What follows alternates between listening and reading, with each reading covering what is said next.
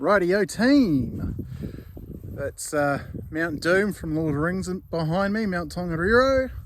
There is Mount Ruapehu hiding in the clouds, and that is Triumph's big cat, the Tiger 1200 Rally Pro. And I've just come out here to the central plateau. I'm on Tukino Access Road, or Tukino Skifield Access. Goes all the way up the mountain up there somewhere. I'm not going all the way up there today, but I am out here with the Rally Pro, doing a big day today. Started in Cambridge, halfway point was Tai Happy, now I'm on the way back. Beautiful ride today, lots of twisty roads, good test for the Tiger. I've been playing with the electronic suspension, chucked it in comfort mode, chucked it in more sporty modes when I wanted to. It's been great. Power delivery is lovely. You don't even really need to rev this thing out to the rev limit. You just short shift it and it's lovely and torquey.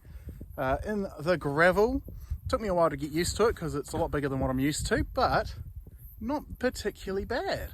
I was really enjoying myself at the end there. I was disappointed to get off the gravel, which is why I'm here out in the Wops, and I'm just having a great time.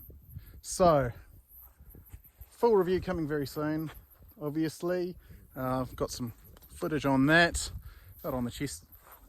So yeah, what can I say about this bike? Let's have a closer look, eh? So Tiger Rally Pro, the 1200, big bike, about 150 horsepower, lovely shaft drive rear end. It really hooks up well, limiting factor being the Karoo Street tyres there.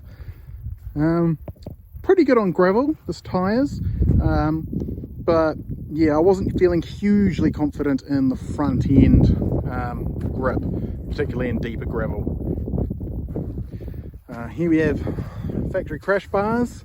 They do the job. That one's from a fall-on concrete, wasn't me. I will have to cop to dropping this in the gravel first day I had it, but I dropped it on the other side. Only damage was some slight marking to the pannier. We've got the Expedition cases, they're 37 litres each. So you can chuck 37 litres worth of gear in there, or as I found out, one wowzer. So yeah, I was very tempted to bring the dog along today, but I think I'd better train him up a bit more before I start taking him on bike trips. Lovely comfy riding position. The seat, like Triumph likes to do, nice and easily adjustable. Just pop it off, change the crossbar in there, and in the front change the location, and you can raise it or lower it.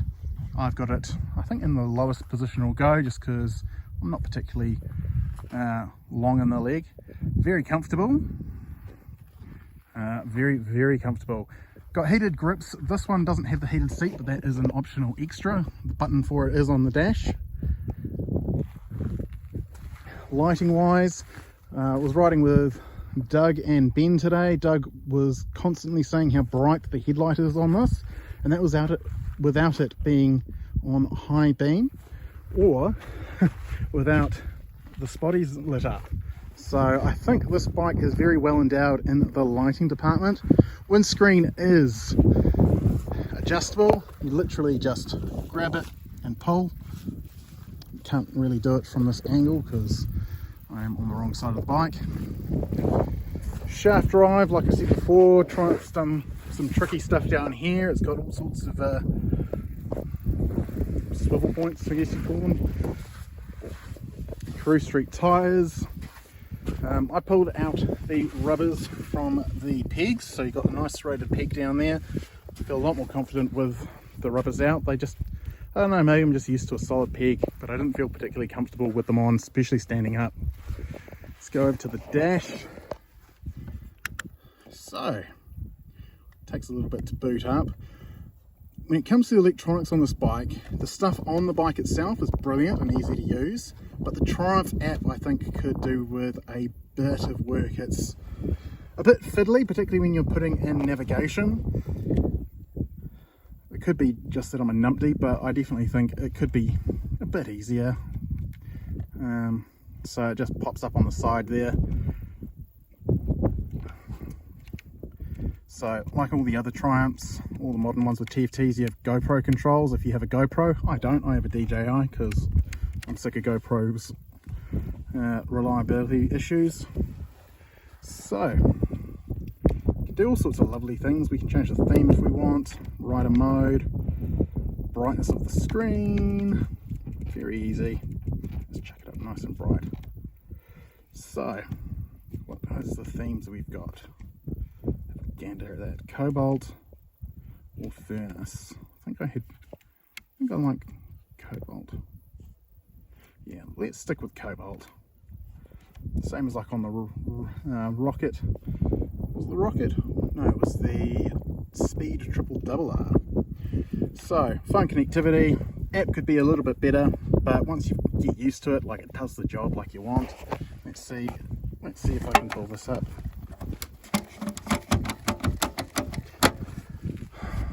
Yeah, that wasn't the most graceful.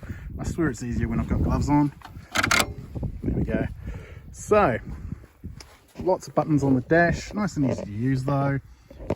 So, foggies. Cruise control, love that. Mode switch. Indicator, I don't know if it's just me. I've been sort of struggling. Maybe it's just I've got stubby little thumbs. Indicating left, I've sort of been having a little bit of an issue with. That's your control toggle for all of your TFT functions. Horn, high beam, nice and easy. Over the side, just a nice easy home button, takes everything back. Hazard lights and a nice lock because this has the keyless ignition, which is very handy if you're like me and you're constantly leaving the key in your pocket. You go to get off, or go to set off rather, and yeah, oh no, got to get my key out. You do have a power outlet up here as well. It's this weird tiny little European outlet. I wish that was just a regular USB or a regular cigarette lighter style socket. There's another one in the rear. You do have USB access under this seat. Actually, while we're here, we'll pull it out, So key goes in there, seat gets released. So in here, got USB power. There's enough space in there for a phone. So my iPhone 11 can fit in there, but I haven't worked out how to charge it because the iPhone 11 is quite long. The charging cable on it at the moment has a very long hard stick, so yeah, it doesn't quite fit in there as nicely as it could. But brilliant that there's a proper USB socket there. It's for nice easy access. The other power outlet, yeah, there we go, that's the other one. If it had optioned heated seats, there would be a heated seat control for the plug-in right there. Done. Lovely bit of riding today. State Highway 1 is all the way over there somewhere. Not hugely challenging. You can see what Doug meant about the lights though, beautiful and bright. Lovely day for riding. I might tattoo up there a little bit and then come back. I'm not too keen on all these puddles, they are a bit deep. The last thing I want to do is drop this thing in a puddle. But Tiger 1200 Rally Pro, I am a big fan. Speaking of fans, before I go, the way Triumph has the radiators in this bike is quite genius. So no exposed radiator down there. The radiators are in behind these shrouds here. So there's one on this side, I believe there's one on the other side. Nice, smart, out of the way place for them. So you're not going to get stone chips and damage them. And because they're nicely protected by this big crash bar, they should really, yeah, they'll go to the distance sort of thing. Plastic wise, vulnerable bits, maybe the tank here, this is just plastic, but if you fall down, the bars hit first, as do the crash bars, and if you've got the panniers, they'll touch down too. So that is Tiger 1200 Rally Pro walk around. I might cut to some video.